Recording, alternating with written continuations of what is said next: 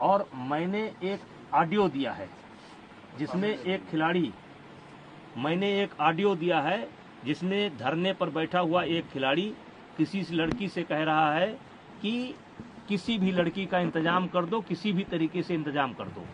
मतलब ये 4-4 महीना मेरे खिलाफ लोगों को उकसाएंगे, भड़काएंगे, सबूत इकट्ठा करेंगे और फिर 3 महीने बाद एक ले जा करके फिर किसी न किसी को पेश कर देंगे।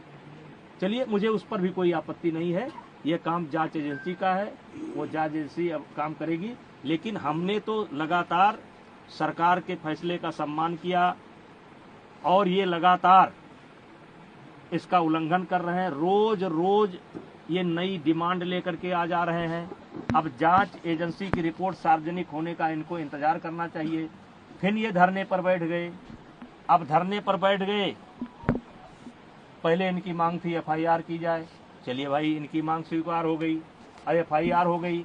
अब इनको चाहिए, अब कहते हैं कि जेल के अंदर होना चाहिए, सारे पदों से इस्तीफा देना चाहिए। तो ये जो मेरे पास, मैं लोकसभा का सदस्य हूँ, ये पद मुझे दिनेश फोगाट की कृपा से नहीं मिला है, हमारे क्षेत्र की जनता ने मुझे दे रखा है। और एक बार नहीं, 6 बार दे रखा है। 6 बार मुझको दिया, मेरी पत्नी को दिया, और उनको उनकी कृपा पर नहीं है। और कुश्ती संघ का अध्यक्ष पद भी उनकी कृपा पर नहीं है। मैं चुनाव लड़कर के जीता हूँ। अब आपके माध्यम से आप सवाल पूछेंगे तो मैं कहना चाहता हूँ, एक ही परिवार और एक ही अखाड़ा क्यों? हरियाणा के अन्य खिलाड़ी क्यों नहीं? हिमाचल के, महाराष्ट्र के, मध्य प्रदेश के, केरला के, कर्नाटका के, तमिलनाडु के, बंगाल के, आसाम के, देश के अन्य प्रांतों के खिलाड़ी क्यों नहीं? 12 साल से लगातार इनके साथ यौन उत्पीड़न होता है, केवल इनके साथ।